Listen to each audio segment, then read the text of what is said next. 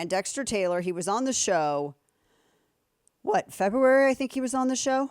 He was on the show in February, and he was just sentenced to 10 years in prison for building his own firearms. Now, we had a number of people, including his attorney, on to discuss this. We had his attorney on just a couple of weeks ago to talk about this. So, as you know, the way that federal law exists now is you can, and this is what they call quote-unquote ghost guns, you can build a firearm and use it for your own personal use, your own enjoyment, so long as you don't sell it. The moment you sell it, and it's your own property, the moment you sell it, it has to be serialized. Now, serial numbers used to be a gun manufacturer's way of tracking batch and what gun was sold, etc. Now, the government gets involved, and now it has to be serialized. So if they were going to sell it, and it's not, it's only if you're within the state where you are domiciled and you are a legal possessor, then you can do an interstate private transfer. If you're selling it outside of state lines, then you have to go through your FFL, your federal firearms licensee. But if you're selling a firearm, it would have to be serialized. And here's the other thing. If you're making and selling enough for it to be considered, and the ATF even has a percentage of your income that is used to substantiate this. If you're selling enough, then you not only have to have them serialized, but then you have to get your federal firearms licensee and all this other stuff, your license and all this stuff, and go through that whole. But that's irrelevant here because that's not what Dexter Taylor was doing. The federal law states that you can be a hobbyist and you don't have to serialize your stuff. You can. This is legal. And Dexter Taylor, who I will add, has zero criminal record at all whatsoever. He's just, God love him, and I don't say this as an insult. He's a nerd. He likes to build things. He's fascinated with how things work. This is probably his favorite show. What is it? How does it work? Isn't that how the show is? That's probably his favorite show. But he's fascinated, if it's not cars, it's guns. He's fascinated with how things work. And he also is driven by the desire to make something better. He wants to improve it. So he's been building firearms, and it's perfectly legal for him to do so. It's just stuff that he has and he keeps, and some of it he's never even shot. But New York is trying to change federal law and state that basically an undrilled block of polymer is a gun. They're trying to say that all of these things that are not firearms are firearms. And this is all part of the ATF's effort to push everyone into being their own individual federal firearms licensee.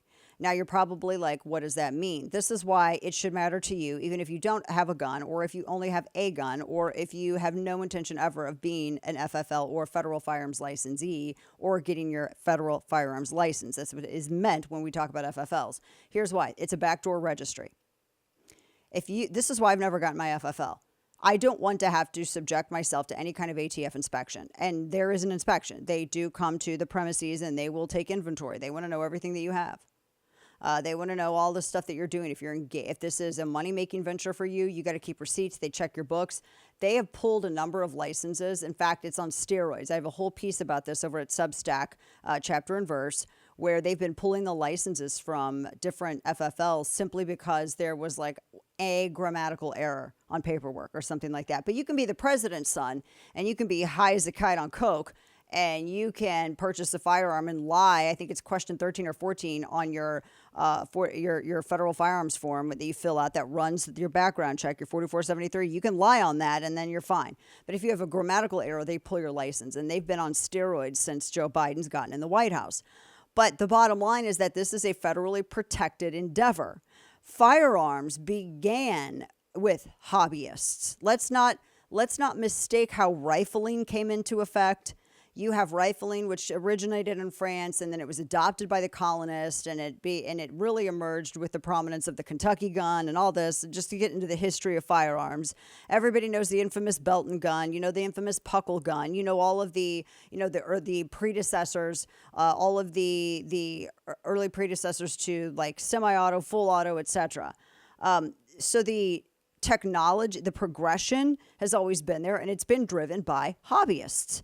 And that's how firearm ownership ultimately began in the United States. It's people who were hobbyists, and then also when people went, they had their own arms. When they went and served in Washington's army, for the War of Independence. I mean, in the beginning, you had to have your own gun. You had to be able to bring your own firearm. And by the way, that's why it was incorporated a well-regulated militia, meaning somewhat well-regulated, someone who knows how to take care of their own arms. And one of the reasons why they felt the need to incorporate that, going by the minutes of the drafting of the Second Amendment as it was done by the Continental Congress during the debates, was that they wanted to make sure that people had their own firearms and that they could actually be able to service them, clean them, etc. That's what well-regulated meant in the parlance of the time. So all this began as hobbyism. And that's how all of the progression in firearms started.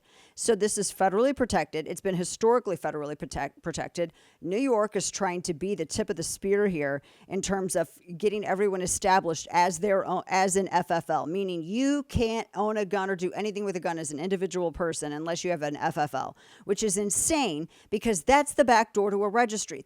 There is existing federal law that prevents a federal registry as it is right now. That is why when you fill out your 4473 and you go and buy your firearm and it runs through the National Crime Information Center, NCIC, that's what the background check system checks. And there's all these different categories of prohibition. If you've been involuntarily committed, if you've had a dishonorable discharge, if you've been convicted of a felony, if you have domestic felony, a conviction, all of this stuff. It checks that if you have a conflict with one of these prohibited categories, then you're denied. Now, there are some false positives because the background checks for employers are actually more stringent than the background check system, but that's a whole other debate. The bottom line is that it's always been federally protected. They want everyone to be their own FFL, and they want to know what everyone has. And the background check system is not allowed to catalog what specifically you're purchasing, only that you are purchasing something that they would need to check for. And the federal government cannot do away with that law. They cannot change that law. So they're trying to do an in run around it, bypass Congress, go through the ATF, and have a de facto decree that is treated as law that they can push everyone into getting an FFL. Even though the system can't even support it and people can't even access it, they're going to try to do it anyway. That's how they're going to do a backdoor registry. And Dexter Taylor's case is the tip of the spear for this. So it doesn't even matter if you own a gun. Doesn't matter. Do you want the government to have a list of all the stuff you have? Have you seen the stories previously in New York where they published the home addresses of people who had concealed carry licenses or FFLs? Did you guys see this? Because this has happened 3 or 4 times in the past 8 years.